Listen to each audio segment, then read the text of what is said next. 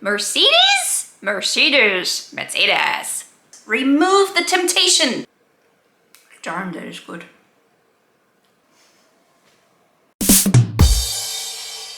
Hello you lovely people and welcome to another video. My name is Coco and I like to talk about living a happy, sustainable and meaningful life.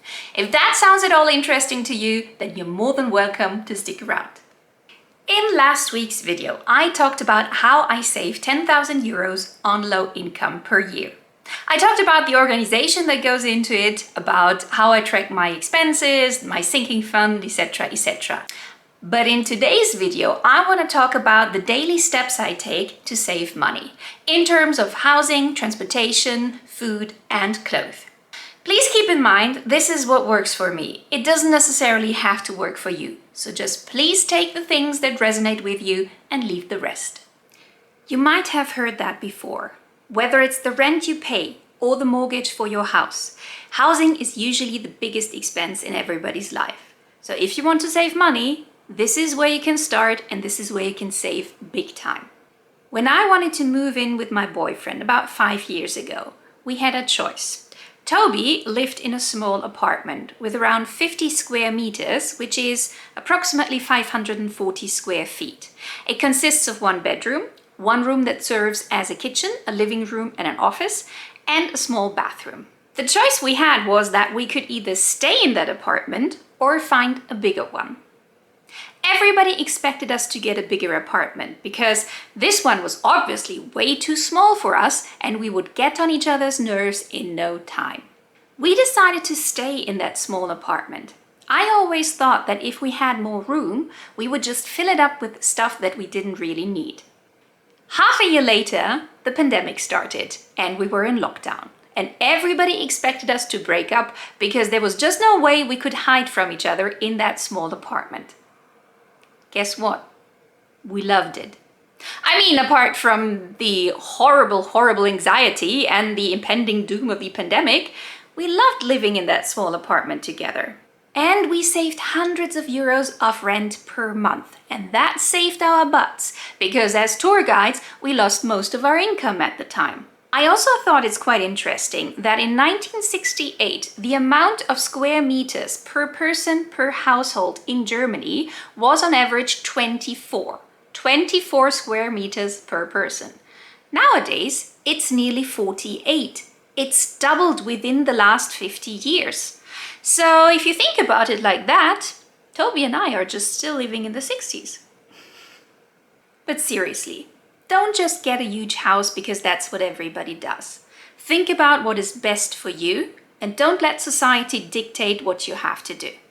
We love our small apartment and we love saving money by living here. The second biggest expense after housing is usually transportation. So for most people, a car or two nowadays. Especially in Germany, the home of BMW, Mercedes or Volkswagen, not owning a car borders on sacrilege. I grew up in a very rural area where owning a car was necessary because public transportation was basically non-existent. But nowadays I live in a bigger city with fabulous public transportation but not a lot of parking lots. And that's why I decided not to buy a car.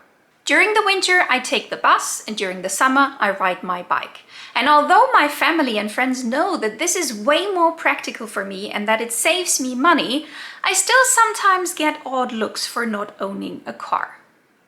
Here it's the same as with housing. Don't let other people's expectations dictate you what you have to do with your life. Not owning a car has saved me thousands and thousands of euros. I understand that some people need a car because they live in remote areas, but still you have some wiggle room there. Do you really need 2 cars or is maybe one enough? Do you need a brand new car or would a used car be just fine? Think about it. Personally, I have never regretted not owning a car. In terms of food, there are a lot of ways that you can save money. I intend to make a full video about this topic, but here are briefly the most important things that work for me. Reverse meal planning. Most of you must have heard of meal planning, but reverse meal planning is even more effective. It basically means before I go shopping, I have a look around my pantry and my fridge to see what I still have at home. Most of the times, I find enough stuff to cook 2 or 3 meals without even going shopping. What I see is that I still have pasta here. I always stock up on Barilla pasta when it's on sale and costs like 85 cents a pound. So I know I can make pasta this week. Then I also see that I have pineapples here. So I'm thinking about something else we could make. Let's have a look at the fridge, shall we?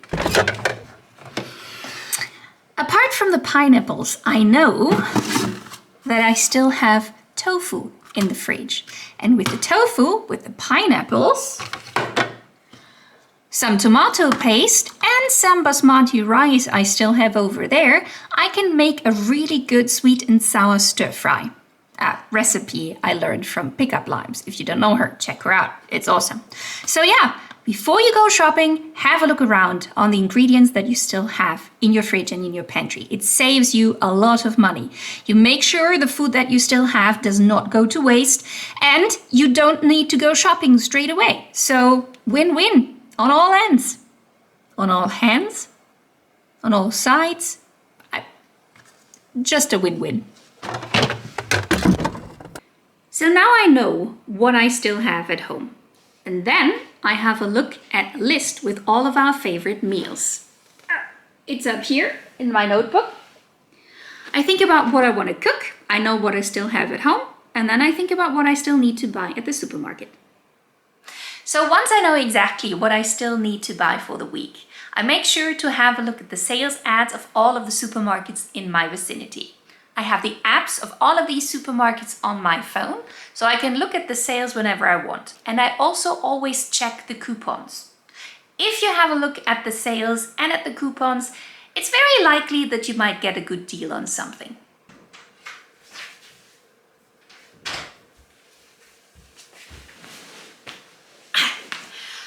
Before you go shopping, make sure you eat a snack, because going shopping on an empty stomach is not a good thing. You will not only buy what is on your list, you will come home with so much stuff you don't need. So please always eat a snack. Dates with almond butter. Another thing I like to do is to check my local supermarket for the markdowns. Now, I know that the supermarket closest to us starts to mark down their produce and baked goods at around 6 p.m.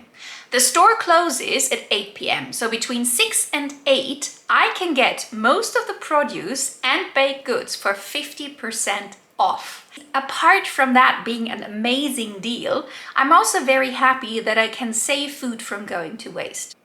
Again, a win-win situation. Last but not least, clothes. I know that clothes or shopping for clothes is probably the Achilles heel for most women, and it was for me as well. You know how it is. You're finished with work, you still have a little time, you have a look around the stores, you don't need anything, but you're just looking. Yes, you never just look. I completely stopped window shopping. If you're serious with your finances, if you want to save money, you need to avoid the temptation. So if you don't need anything specifically, don't go to the stores. Remove the temptation. It's important. I don't only avoid window shopping in real life, but also online. There is this label from Great Britain called Johnny Borden. Nothing sponsored as always, guys. I'm just mentioning it. Because I like that label a lot. They have dresses that really fit me. The quality is really good. So I used to buy a lot from Johnny Borden. How do you pronounce that? Johnny Borden? Johnny Borden? Something like that. Anyways, I used to buy a lot of stuff there. And obviously they made sure that it would always come back. They sent me brochures. They sent me a code so I could get like 20% off something. All the time. Obviously, whenever I got such a code, I would look at the websites. if maybe I could find something that I needed, and I always obviously found something. So again, just like with window shopping in real life, I don't window shop online anymore. Obviously, sometimes I still buy clothes if I need something. For example, well, it's not clothes, it's shoes, but I do have some boots where the seam just came undone and I had to fix it. I did fix it, so for the moment the boots are okay, but not too far away in the future I will need new boots. Obviously then I buy new boots. But what I do is I first try to buy them second-hand. Buying second-hand is an amazing way to save money. I bought this dress here second-hand. I bought the boots second-hand. I bought the other boots second-hand. I bought the sneakers that I have second-hand. I bought a lot of shirts that I wear during the summer second-hand. If you don't have any second-hand stores in your vicinity, or maybe they're not good ones, look online. Obviously, Facebook Marketplace, obviously eBay or Vinted is a great place. Here in Germany, we have something called Momox, where you can buy clothes, but also books or DVDs. All of these places are really great. So I will always first have a look if I can find the stuff that I need secondhand. If I don't find the stuff that I need secondhand, then obviously I will buy it somewhere else. I will buy it new, but I try to avoid it. And so far, I don't think there's anything I did not find secondhand. So try it, guys. Try it. Ladies and gentlemen, this brings us to the end of this video. I hope the strategies that I mentioned in this video are of some kind of help to you. And I hope you enjoyed the video. If you did, please like, subscribe, comment, do all the things, and I'll see you in my next video. Thanks again, and bye!